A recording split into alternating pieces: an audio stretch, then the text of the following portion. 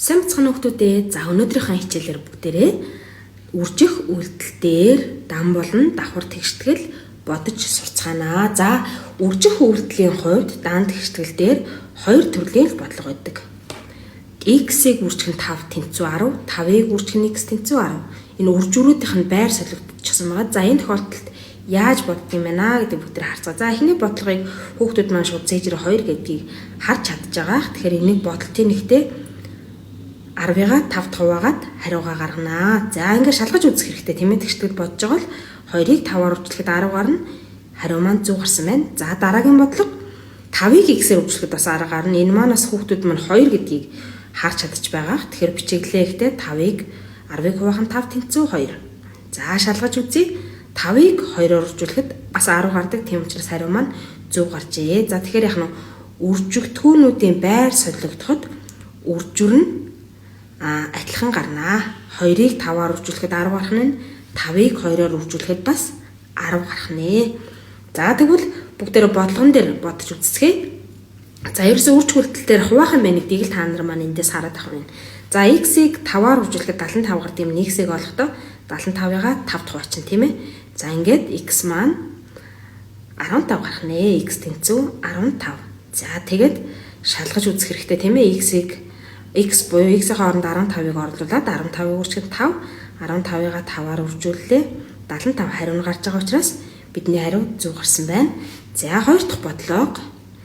За хоёр дахь бодлогон дээр тэнцвүүгийн тэмдгийн ард богино хэмжээний илэрхийлэл, урт хэмжээний илэрхийлэл гэдэг бодлогон дээр янз бүрээр орж ирдэг. Энэ тэнцвүүгийн тэмдгийн ард илэрхийлэл байх юм бол бүтнээр нь хідэн үйлдэлтэй нь бүгдийг нь бодчихно.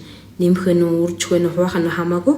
За ингээд тэнцвүүгийн тэмдгийн артлынхаа илэрхийллийг бодтонгууд хариу маань 36 гарч ин тийм ээ. За ингээд бидний мэддэг дан тэгштгэл болоо өөрчлөө. 9-ийг үржих нь x тэнцүү 36. За эндээс x-ийг олохдоо 36-гаа 9-д хувааж олдог тийм ээ. За шалгаж үзцгээе. 9-ийг үржих нь 4, 4-9 36 хариу маань гарч байгаа учраас зөв бодсон байна тэгшгэлээ. За энийхээ хариуг нь шалгахтаа болохоор энэ хоёр дахь ягаан буюу энэ 9-ийг үржих нь x тэнцүү 36 гэдэг хариун дээр тэгштгэл дээр харж хариугаа шалгах шүү. За дээдлэх дээр бол шалгах шаардлагагүй. За гурав дахь бодлого бас хоёр дахь бодлоготой адилхан тэнцвүүгийн тэмдгийн ард илэрхийлэлээ багш шууд бодож болно гэсэн тийм ээ.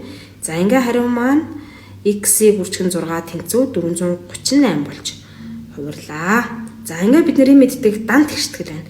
Дан тэгштгэл дээр үржих үйлдэл хийхдээ хувааж олдог. Үржих үйлдэл байх юм бол x-ийг олохдоо хувааж олдог гэж бид нэр харсан тийм ээ. За хуваалаа. 73 гэж гарлаа. X тэнцүү 73. За ингээд шалгаж үзцгээе. X-ийг үржих нь 6 буюу 73-ыг үржих нь 6 маань хэд гарах нь вэ? За 3 438 хариу маань гарч байгаа учраас бидний тэгштгэл зөв бодсон байна. Зөв бодогдчихэ. За хамгийн сүүлийн бодлого буюу дөрөвт бодлого. За саяны яг дээдлийн хоёртой адилхан тэнцвүүгийн тэмдгийн ард илэрхийлэлээ нэмнийгээ бодчихноо. Бодцсныхоо дараа бодлогоо тэгштэглээ өргөжлүүлж бодно шүү. За 95. За энэ дээр үржүүртээр яах вэ гэхээр бас л хувааж л олно. Хувааж олно гэдгийг ерөөсөө мартаж болохгүй. 95-ыг хуваах нь 5 x тэнцүү.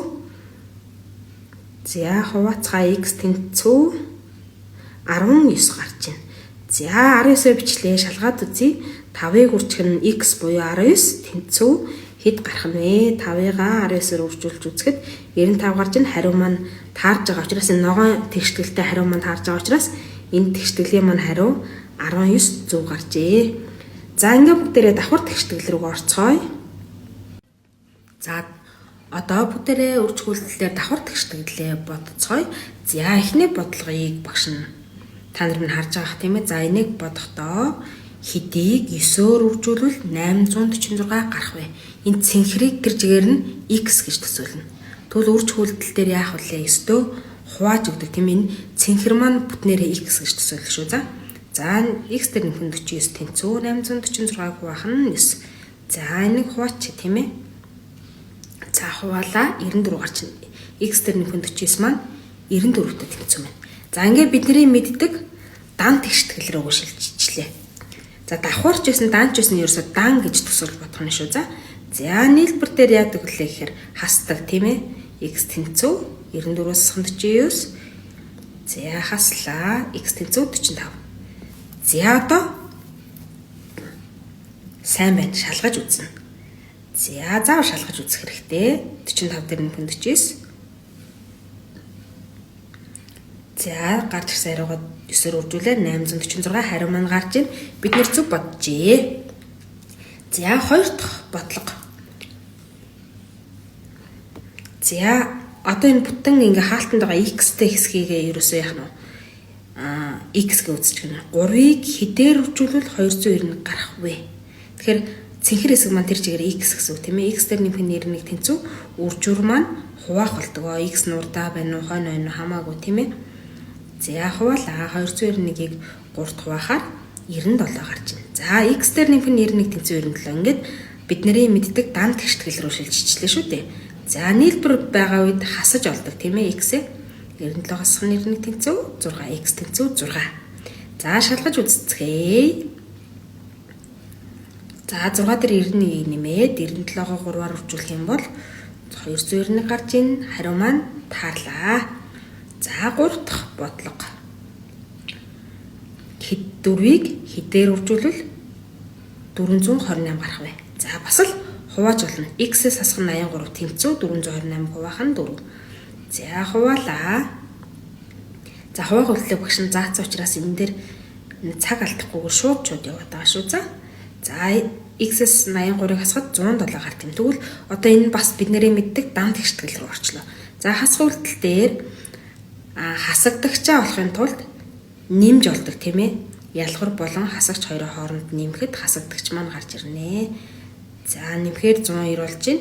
X тэнцүү 102. За шалгаад үзцгээе.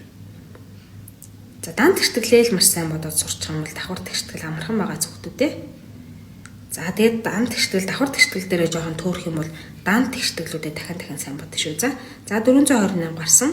Бидний хариу таарлаа. За хамгийн сүүлийн бодлого 3-ыг хэдээр үржүүлвэл 804 гарах вэ?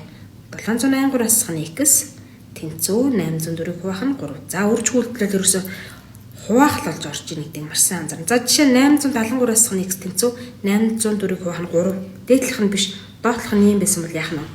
Хуваагаад шууд олчихно гэсэн шүү дээ. Яг өмнөх дээдлийн дан тэгштгэл дээр багш нь ярьсан тийм ээ. Тэнцүүгийн арын илэрхийллийг тэр жигээр нь бодчих болно.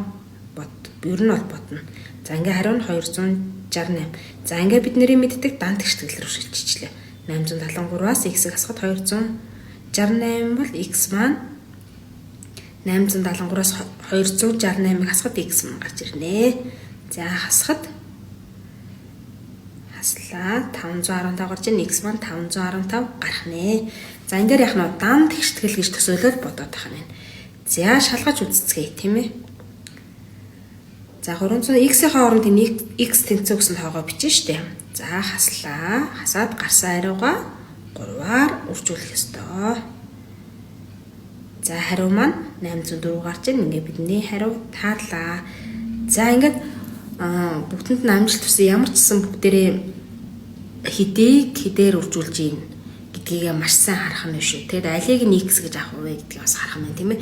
Тэгэхээр x-тэй тодруулсан хэсэг дээр маань x гэдэг үсэг орсон л бол тэр нь бүтнээр x гэж төсөөлөх нь шүү. За тэгээд давхар тэгштэглээ сайн бод сураарай. Чадахгүй байгаа дэвэл дангаа дан тэгштэглээ дахин сайн бодоорой. Бүгдэнд нь амжилт хүсье. Дараагийнхаа хичээлээр бүгдээрээ хуваах үйлдэлтэй давхар тэгштгэл бодсоо.